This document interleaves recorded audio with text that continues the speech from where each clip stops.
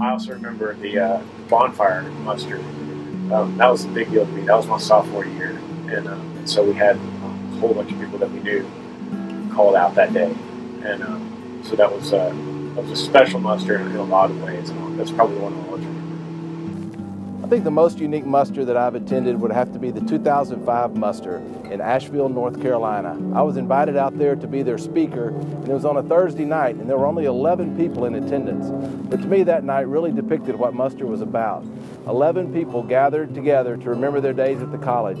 That night there were Aggies from the class of 1949 all the way down to a young man who was 12 years old, the class of 2014.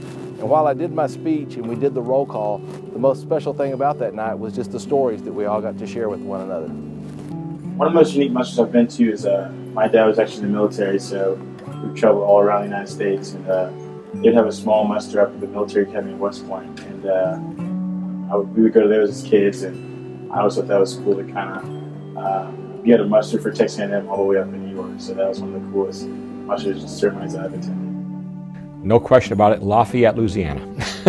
It was a lot of fun. I mean, musters are both fun and serious. You know that. There's a mixture of things. You have a great meal, a lot of camaraderie with the people there. Then you go through a more solemn type of period as you do the muster formally.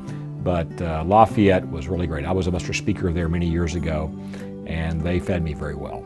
Good Louisiana food. And we had a lot of fun just talking about good story, good bull during the first part of the evening, and then went into the speech and the actual ceremony itself. Great combination.